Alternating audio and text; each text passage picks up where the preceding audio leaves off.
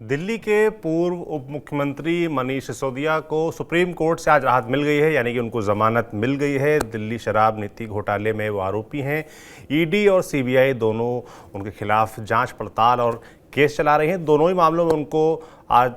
राहत मिली है, जमानत मिली है। तो कोर्ट के अंदर आज क्या कुछ जिरह हुई, क्या कुछ बातचीत हुई, दोनों ही पक्षों की तरफ से क्या दलीलें रखी गई, जज साहब लोगों ने क्या कहा और कब तक बाहर आ सकते हैं सिसोदिया और क्या शर्तें रखी गई, सभी विषयों पर आपको बताएंगे डिटेल में हमारे वरिष्ठ साथी पीयूष पांडे। पीयूष जी,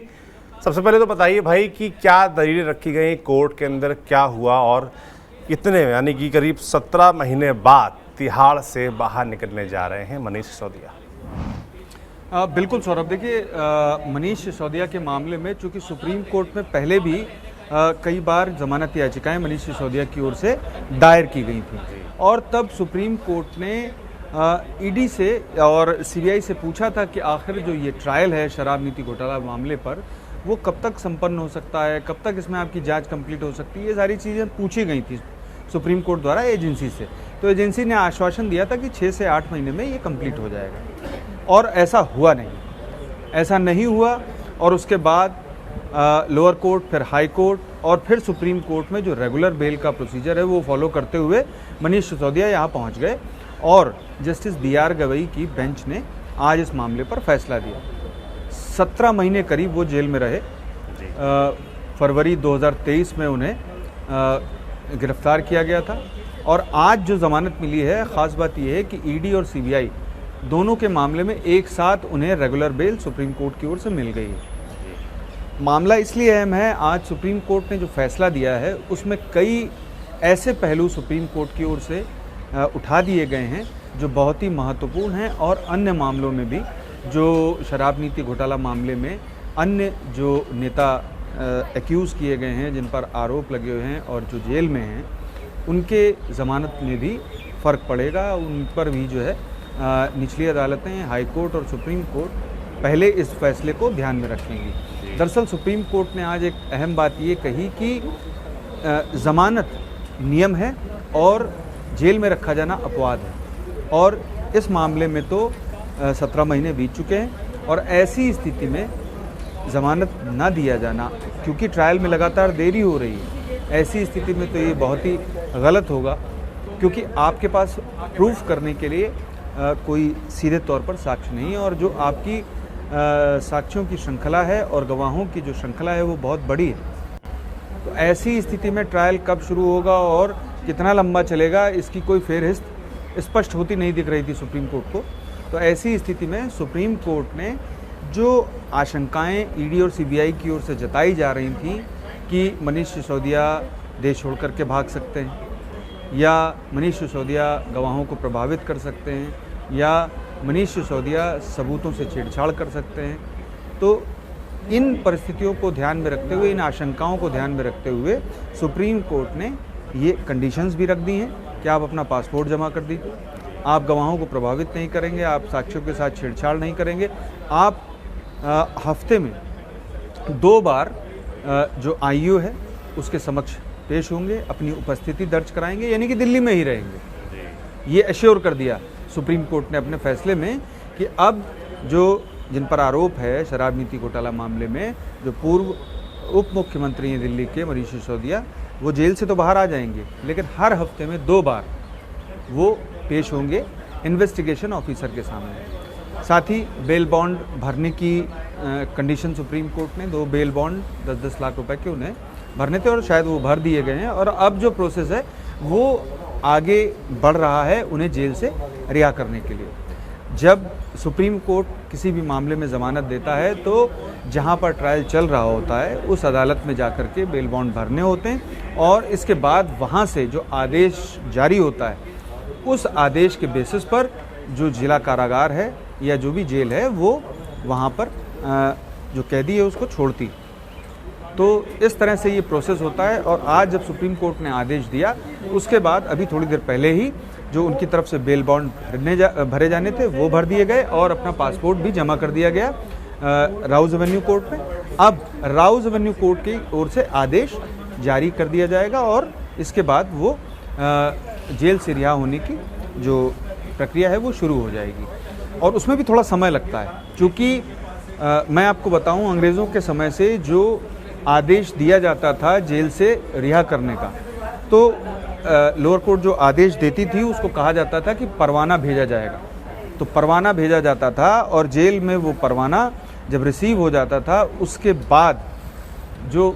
विचाराधीन कैदी है उसको छोड़ा जाता था। तो ये सारी चीज़ें रहती थी और वो प्रक्रिया अभी भी फॉलो होती है। ये ज़रूर है कि अब सीआरपीसी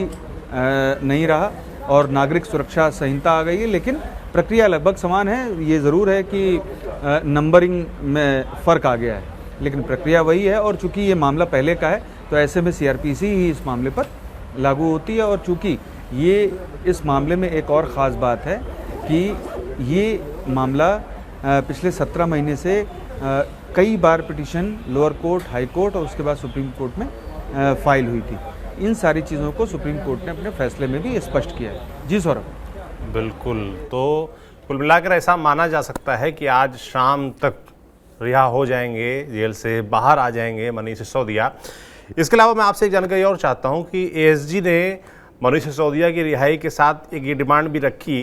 कि मुख्यमंत्री कार्यालय और सचिवालय में मनीष सिसोदिया को ना जाने दिया जाए, उनकी एंट्री वहां पर बैन रखी जाए। तो इस पर भी कोर्ट ने इनकार कर दिया। इस पर क्या कुछ हुआ, क्या बातचीत हुई थी जज और एएसजी के बीच?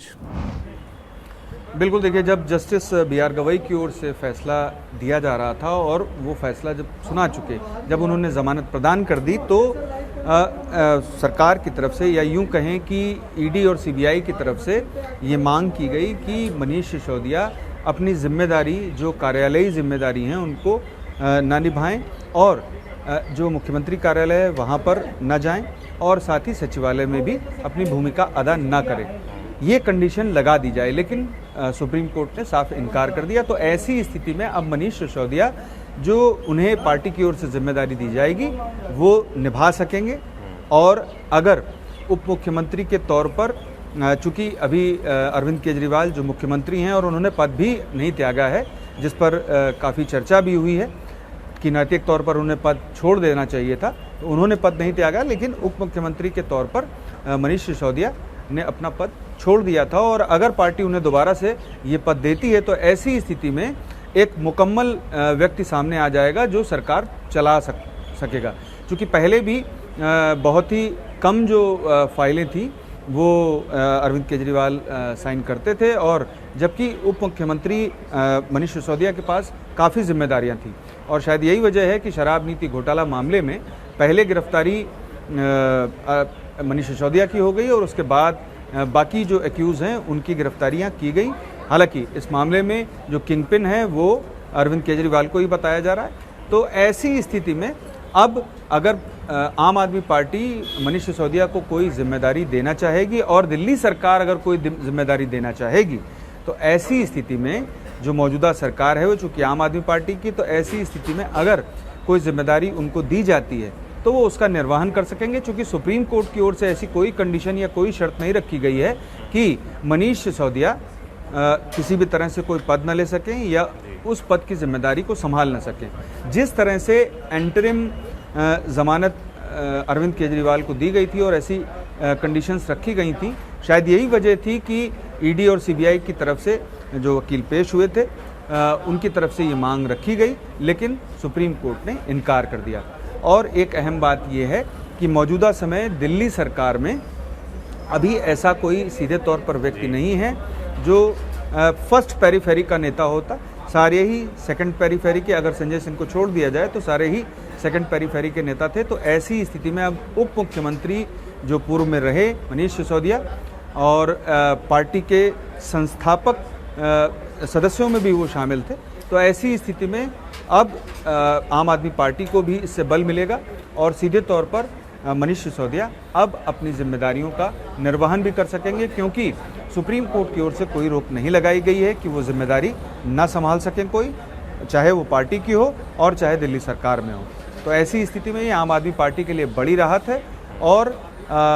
एक तरह से देखा जाए तो ईडी और सीबीआई के लिए करारा झटका है। जी बिल्कुल, आप करारा झटका बोल रहे हैं, तो मुझे एक सवाल मेरे मन में ये भी आ रहा है कि भाई आगे का रास्ता क्या अख्तियार कर सकती है सीबीआई, ईडी इस मामले में, क्योंकि उनको आज झटका लगा है, रिहाई मिली है मनीष सिसोदिया को, तो आगे क्या एक्शन प्लान होगा? सौरभ देखिए, एंटरिम बेल और रेगुलर बेल में यही फ़र्क होता है कि रेगुलर बेल की जो कंडीशंस हैं, यानी कि जो शर्तें सुप्रीम कोर्ट की ओर से रखी गई हैं कि पासपोर्ट सबमिट कर दें, जो ट्रिपल टी जो होता है, यानी कि विदेश भाग जाने या गायब हो जाने की स्थिति, दूसरा गवाहों और साक्ष्यों को प्रभावित करने की स्थिति, या फिर ऐसा किसी भी तरह से केस को प्रभावित करने की स्थिति। तो ये जो स्थितियां हैं और इसके मद्देनज़र जो सुप्रीम कोर्ट ने ज़मानत देते हुए शर्तें रखी हैं मनीष सिसोदिया के मामले में, अगर उनमें से किसी का भी उल्लंघन होता है तभी ईडी या सीबीआई की ओर से सुप्रीम कोर्ट से ये मांग की जा सकती है कि रेगुलर बेल जो उनको दी गई है वो रद्द कर दी जाए। क्योंकि अगर ये एंटरिम बेल होती तो शायद उसकी कोई निर्धारित तिथि होती, और या फिर इस मामले में ईडी या सीबीआई की ओर से ये मांग की जाती कि चूंकि ये एंटरिम बेल है तो इसलिए इसको रद्द किया जाना चाहिए। लेकिन ये रेगुलर बेल है, और रेगुलर बेल के मामले में अब जब तक कि उल्लंघन नहीं हो जाता इस मामले में मनीष सिसोदिया की ओर से, तब तक वो ज़मानत पर रहेंगे, और ये उनके लिए बहुत बड़ी राहत है, पार्टी के लिए बड़ी राहत है, और मैं ये कहूँगा कि दिल्ली सरकार के लिए बड़ी राहत है, क्योंकि जनता द्वारा चुनी गई दिल्ली में जो सरकार चल रही है उसको चलाने के लिए सीधे तौर पर कोई नहीं था, क्योंकि अरविंद केजरीवाल जेल में हैं और अब तक मनीष सिसोदिया भी जेल में है, जो आज या संभावना बनती है कि आज वो रिहा हो जाएं, क्योंकि बेल बॉन्ड भरे जा चुके हैं। तो ऐसी स्थिति में ये बड़ी राहत है आम आदमी पार्टी के लिए, दिल्ली सरकार के लिए और मनीष सिसोदिया के लिए, जो 17 महीने के बाद अब जेल से बाहर हो। जी सौरभ। बिल्कुल, बहुत धन्यवाद पीयूष जी तमाम जानकारियों के लिए। तो एक तो ये साफ हो गया है कि मनीष सिसोदिया जेल से बाहर आने जा रहे हैं, साथ ही अब लोगों की नज़र रहेगी कि आम आदमी पार्टी या दिल्ली सरकार उनको किस भूमिका में वापस अपनाती है, क्या नई उनको जिम्मेदारी दी जाती है, या जिस रोल में वो रहे थे जेल जाने से पहले यानी कि डिप्टी सीएम मुख्यमंत्री के, क्या वो दोबारा वो बनेंगी। इन सभी विषयों पर हमारी नज़र रहेगी। जो भी अपडेट आता है आप तक हम ज़रूर पहुँचाएंगे। आप देखते रहिए TV9 डिजिटल। शुक्रिया।